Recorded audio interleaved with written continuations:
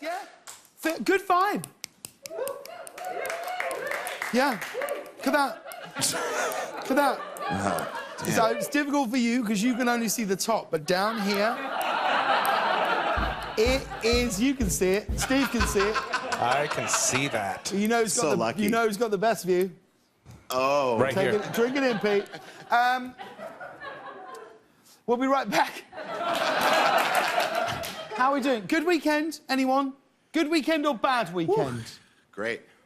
Great weekend. Good week. Oh, 2 thumbs from Dave. Yeah. Wow. Yep. I think that's the first double thumb I've ever seen you give.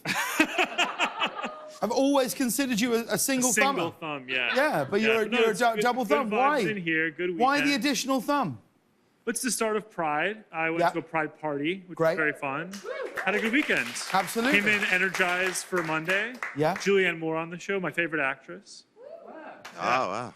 Great day. That's brutal on Patti LuPone. I went to a family birthday party. Oh. No. So, come on. How long are we doing this for? Got there at 2, still there at 6. Devastated.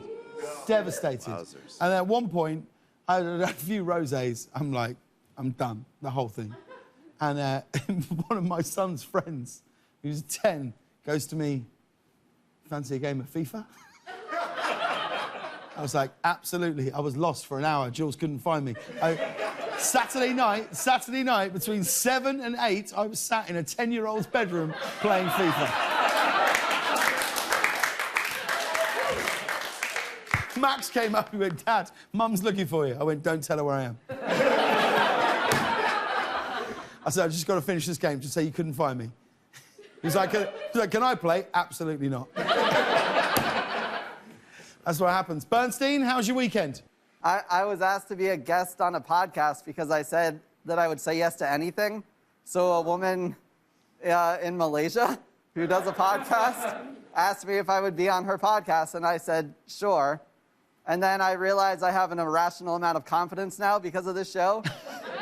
Hang on, what's the podcast about? It's called So This Is My Why. It's about Find your why. the why. Find your why. I ended up spending like 3 hours talking about myself to this lady in Malaysia. Hang on, you've already taped it. Yeah, we taped. When's it out? I don't know yet. And next this week. is going to be gold, guys. You better hope that podcast doesn't come out like before we break up for summer, because we'll get 2 shows off the back of that. We'll get 2 shows off the back of that. She found him through this show, which means she's probably watching right now. Drop the Nick Bernstein episode right now. Wherever you are, drop the episode. Yeah. Oh, I'm excited for that. I'm excited. It doesn't really sound like you're that excited about it, but... Mate, this is me at 11. You should have seen me at that kid's birthday party. Anyone else anything to throw in the trust tree? George? Did you see how slow George's look to me then was? What you got up to this weekend, Georgie, Porgy, Pudding and Pie? Not much. Wash the cars. Can I be honest? It would be a dream for me to sit in my car and watch you wash it. I'm genuinely, I'm not saying that for comedic effect. That would be, if I could sit on my own and just watch you wash my car, I think that'd be it for me then. I'd take the car and I would drive it off the roof of this building. Because how can life get better than that? It's amazing. What? What?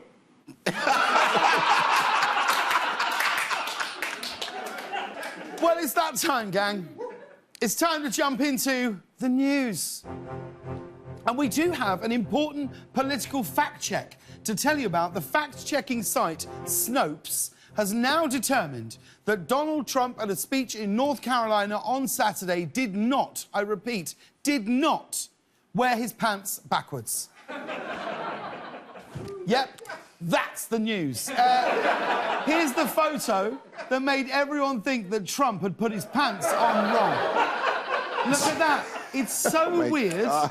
But What? no, not backwards. Not backwards. That's where we're at. Even Trump's pants lie. Look at it. Can we see it again? At the very least, his tailor should be impeached.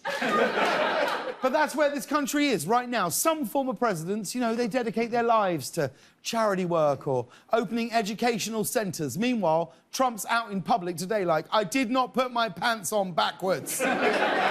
In other political news, there's been a big blow to Senate Democrats' plans to pass an election overhaul bill. Democratic Senator Joe Manchin said that he would not vote for it, meaning Republicans now have enough votes to block the bill. Here's Manchin explaining his position.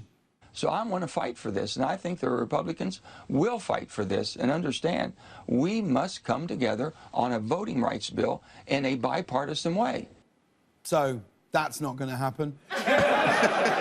Joe Manchin often undermines the Democrats' agenda by siding with the Republicans, but that's his thing. He's the bad boy of the group. He's Keith Richards, Dennis Rodman, and AJ from the Backstreet Boys all rolled into one, you know?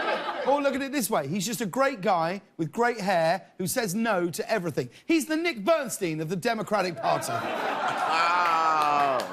Moving on, vaccination rates in the United States have started to decline, which means we're on pace to fall just short of President Biden's goal of having 70% of the country partially vaccinated by the 4th of July. Biden could end up just shy of his goal by 3%. And this is exactly why you don't set goals. Don't do it. Don't do it.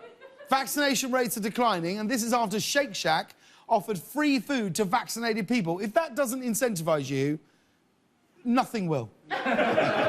What can we do? What more can we offer? Like, for people to get vaccinated? Jobs.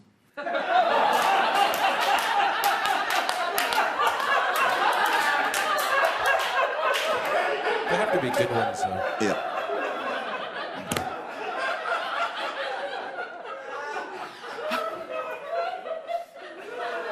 I mean, we're laughing. He's got a point. What else can we do? What else can we do, Ian? I think we should stop offering them anything. I think we should. The only thing we should offer people who don't want the vaccine is a knuckle sandwich. Yeah. Yeah. Really? Physical violence? Physical violence. That's a long way from... I mean, you've really got both ends of the spectrum there. One's jobs and one's just a punch in the face. We're fair and balanced here. I actually like both at the same time.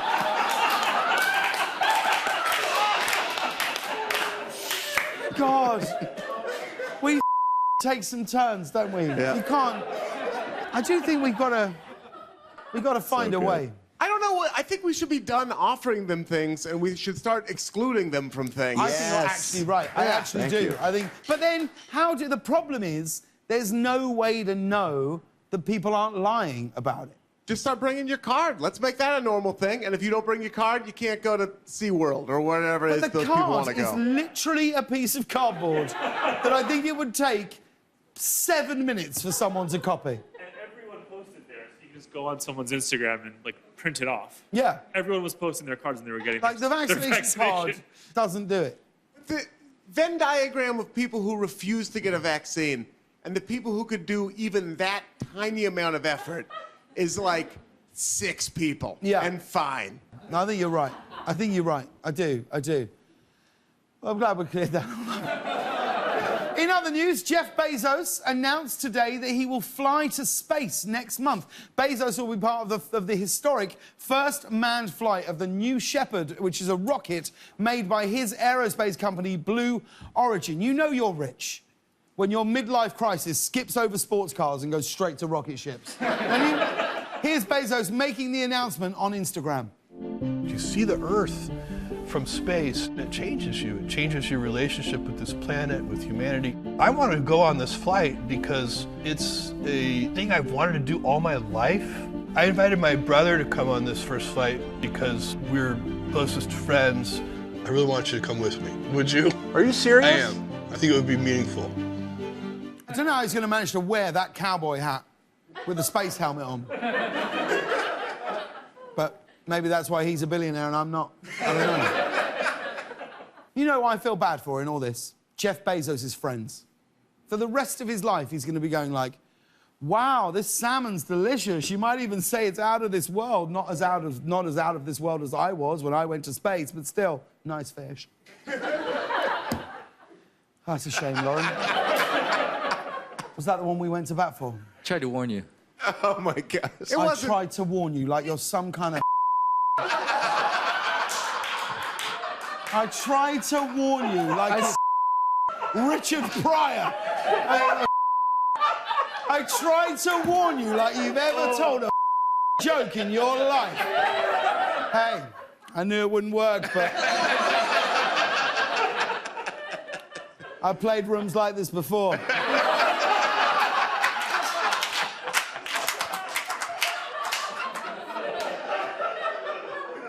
I tried a salmon bit at the Improv about 3 weeks ago. And it's the wrong fish. If you'd have gone with halibut, maybe.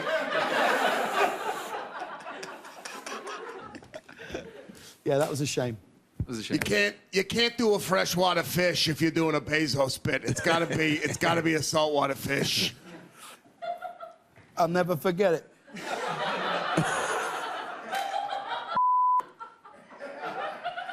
We're on the Zoom. We got this fish bit. I said, look, it's not gonna work. Greenberg, Corden, they're like, I like it. I'm like, sometimes you gotta let them fail.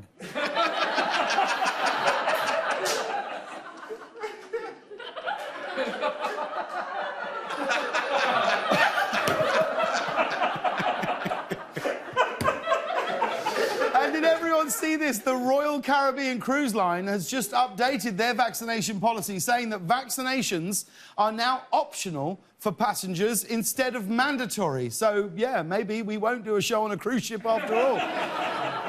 Vaccines are optional on a cruise ship. Why stop there? Do you know what? Let's make lifeboats optional. Sure, why not? This is my idea. This is what we do, right? You do a free cruise for everybody who refuses to get the vaccine, right? You load them onto the big boat, you push it out to sea, that's it, done, over.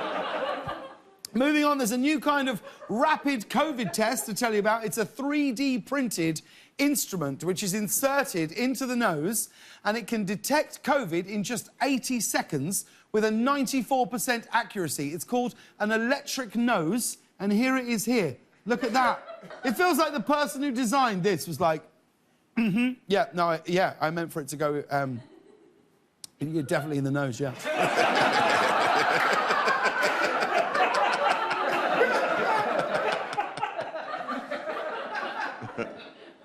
Does it? It detects COVID, that's... You know what you could say? You know what you could say about this? It knows if you've got COVID. Susan. And finally, we wanted to show you this. A 3-year-old's birthday cake has gone viral because she asked for a Lion King cake. But not just any Lion King cake. She specifically asked for a scene depicting Mufasa's death. Here it is here. Look at that. Look at that. Her reasoning, I think, was that everyone would be too sad to eat it and she'd get the entire cake to herself. Nice try. If I learned anything this year, there's no such thing as being too sad to eat. Can you imagine being at that birthday party? Kids, OK, who wants a piece of Simba's dead father? Who wants Mufasa's ass? But it gets worse. She's already announced the theme for next year's birthday cake, Finding Nemo's body. And that, right there, we don't know how much of that will be on TV, but what... How long have we been down here, Rob? We're about 32 minutes in, I think. Nice. And this will be, what, do you reckon, 12 minutes long?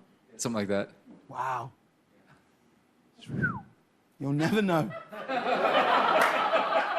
He tried to tell you. And that's the news.